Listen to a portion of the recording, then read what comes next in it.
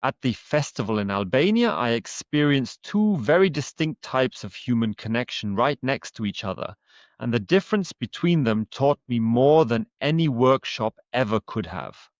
I danced with one woman for several hours over the course of the days, and it felt deeply, genuinely fulfilling. I thought to myself, I might like to get to know her better, but it's enough for me just as it is because the dances were simply satisfying. And then with another woman with whom I danced several times, it was completely different. It was like an intense, overwhelming addiction. Where is she? I want to dance with her again. I can't go on without it. That was really hard. And it was the exact same festival, the same music playing in the air, and the same version of me. Two incredibly strong connections, and yet they were two completely different experiences altogether. One was satisfying, the other left me hungry. And that is exactly what today is about the side of connection that hardly anyone talks about, honestly. When is a connection just a connection, and when does it turn into chemistry? When does it turn into projection?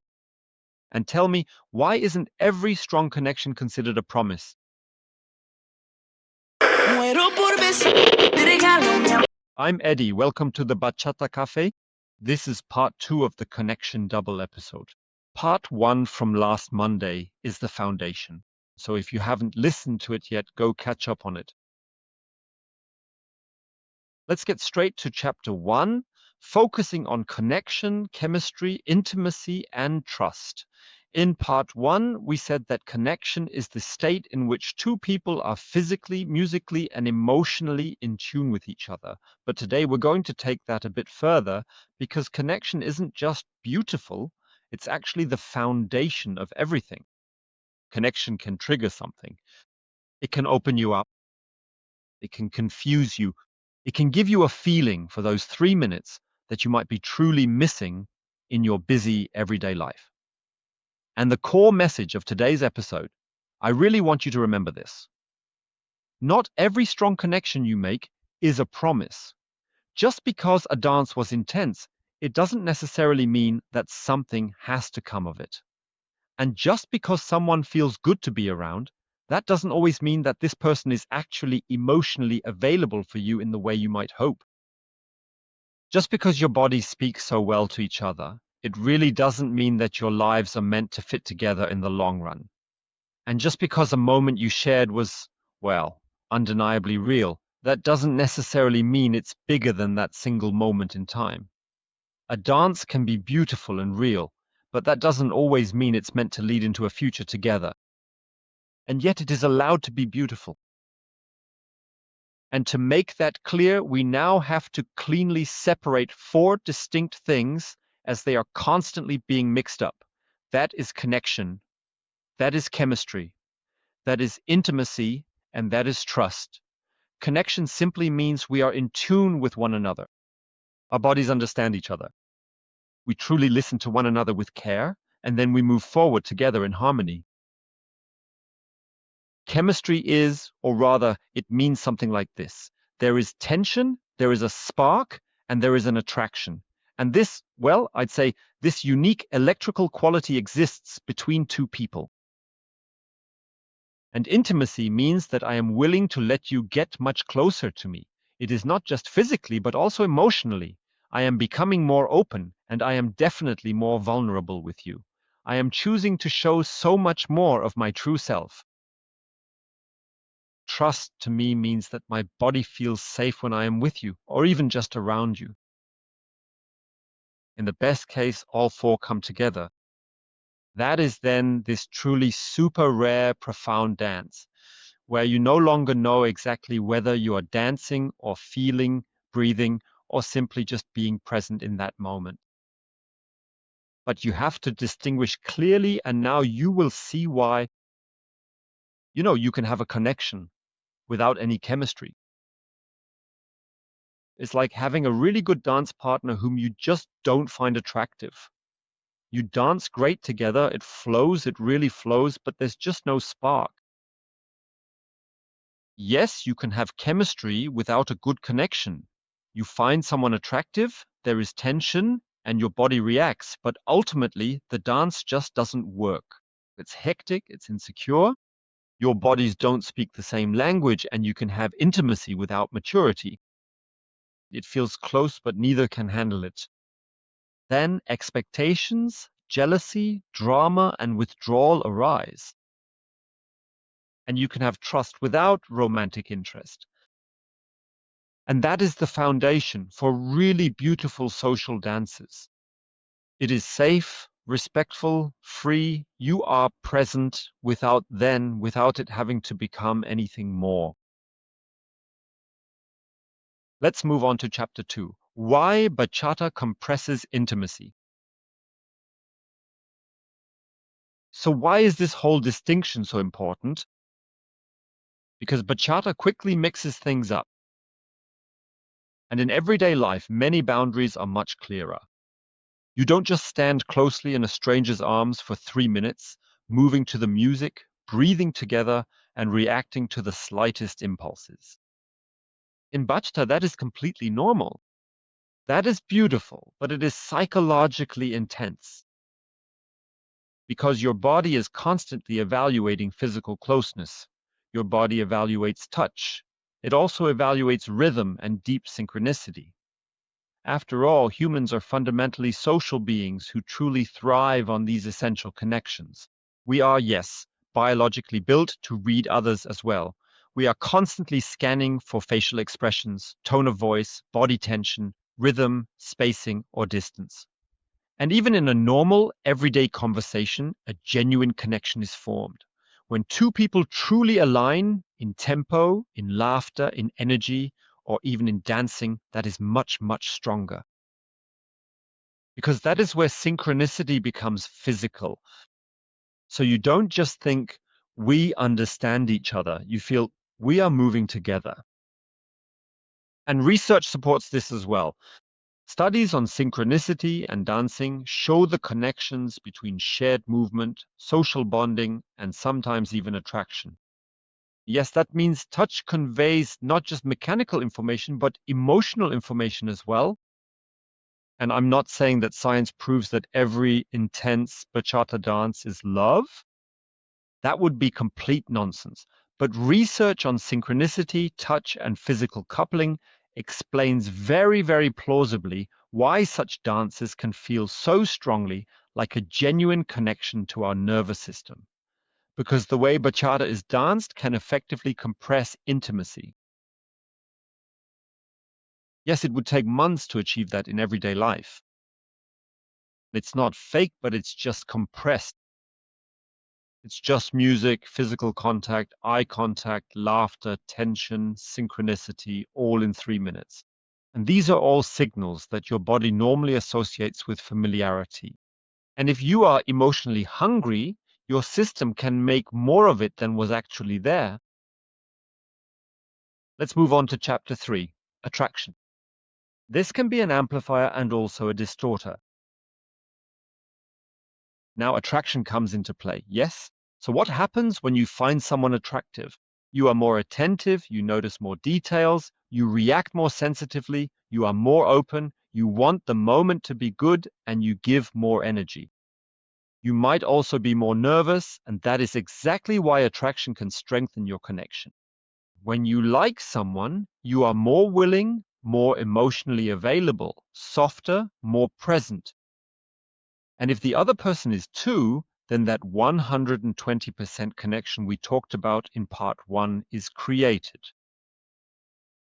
And strong connection plus attraction, warmth, playfulness, and emotional openness. But attraction can also distort connection. If you find someone very attractive, you might read more into things. You want to make a good impression. You want it to be special, and perhaps that is exactly why you lose your presence. Then you are no longer in the dance. You are in your head. What is she thinking now? Does she feel that too? Was that a sign just now? Why is she dancing with him now? And suddenly the connection is gone. Why? Because you are no longer connected. You are in analysis, in control, in expectation, in fear. Therefore, I really want you to remember this one sentence. Connection often dies when our expectation becomes much louder than our perception. And that applies to both. As soon as you no longer feel what is happening right now, but instead want what should come of it, you lose the moment, and bachata lives from the moment. Quick break. Coming up next is the part about ex-couples and the lost magic. And after that, the resolution of the festival story from the beginning. If this episode gives you something, subscribe to the Bachata Cafe on YouTube or follow me on Spotify. Your brain does it automatically anyway when something is good. Trust your impulse. Let's move on to chapter 4, ex-couples and lost magic. What happens when the emotional level is lost? And you can see that most clearly with ex-couples, and that is just extremely interesting. Two people may have had a very strong romantic and dance connection in the past, and we have so many prominent examples of this dynamic right here in our bachata scene. They trained together, lived together, laughed together, loved, and their bodies know the other person. And even after a breakup, a little bit of that remains. Technically, they can still dance together extremely well. They know the timing, the habits, the body language. They have that ingrained in their muscle memory, but the underlying emotional layer has changed. Maybe there is resentment, disappointment, pride, pain, defensiveness. Maybe there is a shift. I simply won't let you get as close to me as I used to in the past. And then the dance might still look good to an observer, but it feels entirely different to me. And from the outside, you would probably say the connection is still there, but the magic is truly gone. Or to put it more precisely, the technical connection is still there, and the physical memory of us is still there, but the spark has faded. However, the overall emotional openness is reduced. Because ultimately, connection isn't just about ability. Connection is also about the relationships we build. Not necessarily a romantic relationship, but a relationship in the sense of, how do I feel about this person internally? If I, yes, choose to reject someone internally, then my body becomes more cautious and guarded. If I'm deeply hurt, I naturally want to protect myself from further pain. If I'm truly afraid of feeling that vulnerability again, I shut down. And that shows that a connection can remain alive on one level, while it is slowly dying on another. It can grow, it can tip, it can come back, or it can simply disappear. Some connections truly belong to a specific phase, and sometimes people dance perfectly into your life for just a little while. Ha, double pun. And then something changes. And I have experienced that multiple times myself. So everything I'm telling you is really what I have experienced myself in my dance experience. And that is perfectly okay because not every connection has to stay the same forever. And that applies to dance and to life. And it would also be a shame if everything were to stagnate like that and always stay the same. People develop, it's just like with your dance skills. You keep getting better too. You change your moves, your style, whatever it may be. And that can, of course, get better, but it can also go in the other direction. And of course, it's truly wonderful when someone grows with you, but that's a natural part of life. Life is all about change. Just observe how the world and history change. But let's move on to chapter 5, the test. Is this a moment or a promise? So let's go back to my festival. Well, I had two strong connections.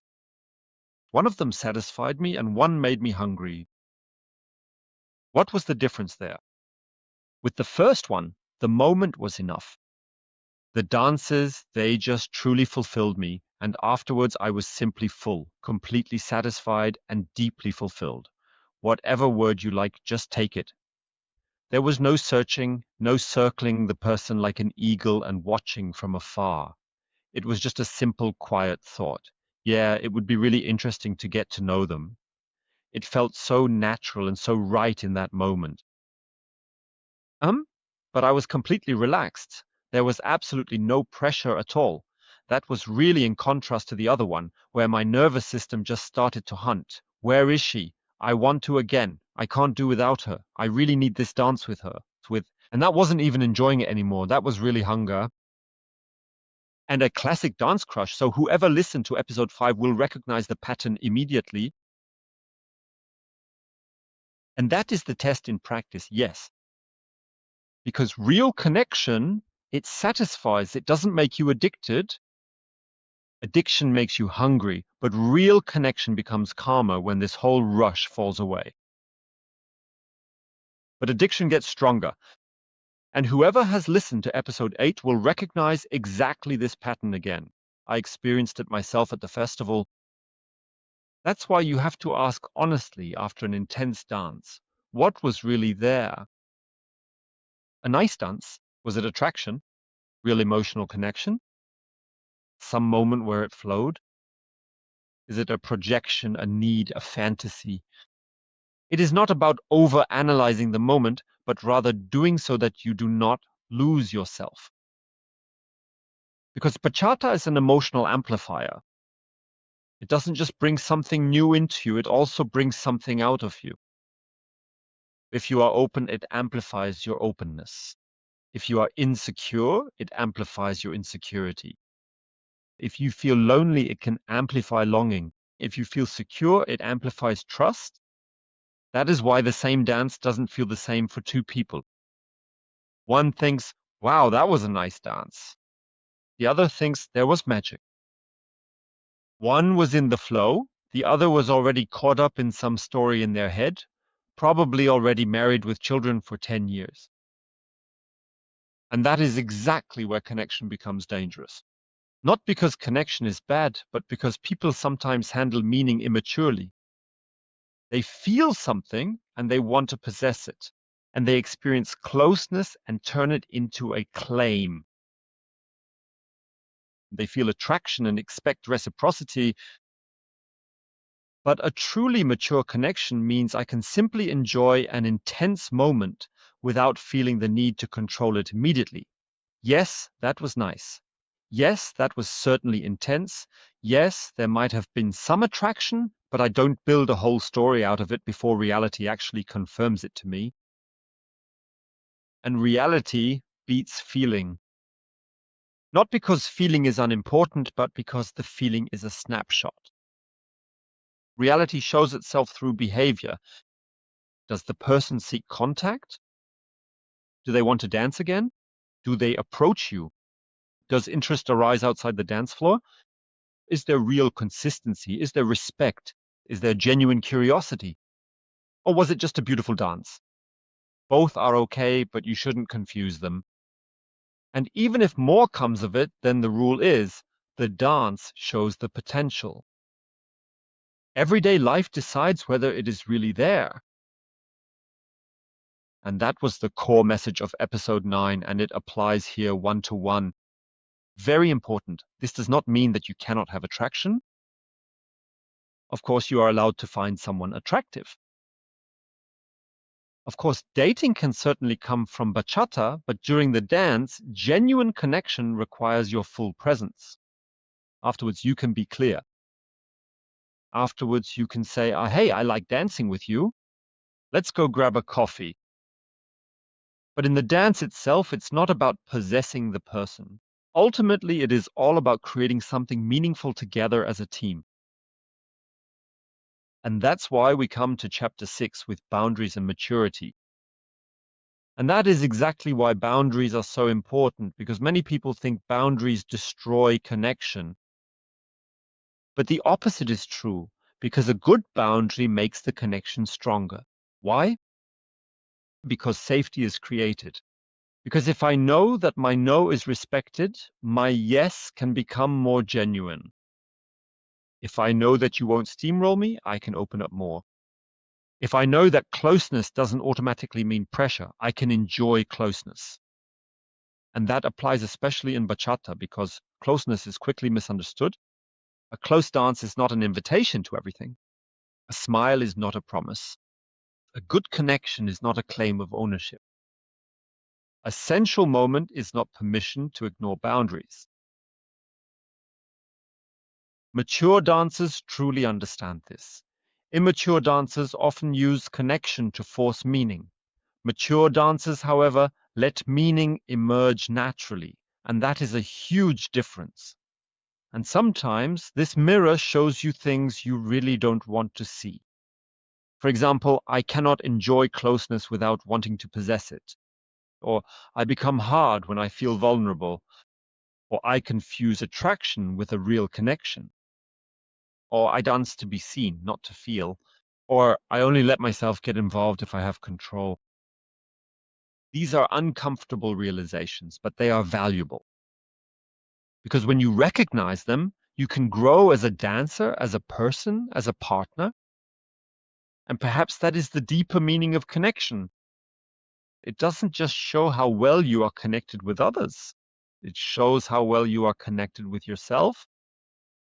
If you don't feel yourself, you cannot feel the other person. If you have to prove yourself, connection becomes a stage. If you are afraid of not being enough, every dance becomes a test. But when you are at peace with yourself, everything changes. You can lead without pushing. You can follow without losing yourself. You can allow closeness without becoming dependent in any way. You can feel attraction without immediately building a story around it. You can truly enjoy a beautiful, fleeting moment without feeling the need to hold on to it. That is what we call a mature connection, and perhaps that is the very highest form of bachata. It is not about performing the most complicated figure or executing the most spectacular dip. It is simply about two people who can truly meet for those 3 minutes, without any pressure, without any sense of possession, and entirely without a mask. One last thought. Some people downplay intense moments because they are afraid. They say, yeah, it was just a dance. Maybe, but sometimes a dance is just not just a dance. Sometimes it shows you what is possible, what trust feels like, what lightness feels like, what closeness feels like that isn't so demanding. You're allowed to take that seriously. Don't dramatize it, but take it seriously. The true art lies in being able to do both. It is about learning to feel the depth of an experience and yet remain clear-headed, to enjoy the moment and yet check in with reality, to allow yourself to feel attraction and yet pay attention to boundaries, to seek a connection and yet remain free. In the end, this simple truth remains. Not every strong connection is love. Not every chemistry is destiny. Not every closeness is a promise. But every real connection shows you something about the other person, about the moment, about yourself. Before you scroll on, subscribe to Bachata Cafe on YouTube or follow me on Spotify. Your brain does it automatically anyway when something is good. Trust the impulse. Question for the comments. Have you ever had a dance that touched you more emotionally than you expected? Did it satisfy you? Did it leave you hungry? Only honest answers below, please. Anonymously if you want. I read everything. That was it for Bachata Cafe. I'm Eddie. See you soon. If you like this episode, send it to a dancer from your bachata community. Write me in the comments what your thoughts are on today's topic. And if you want to learn more about bachata, connection, and psychology, follow the Bachata Cafe. If you want to be part of the Bachata Cafe community, we'll see you on the dance floor.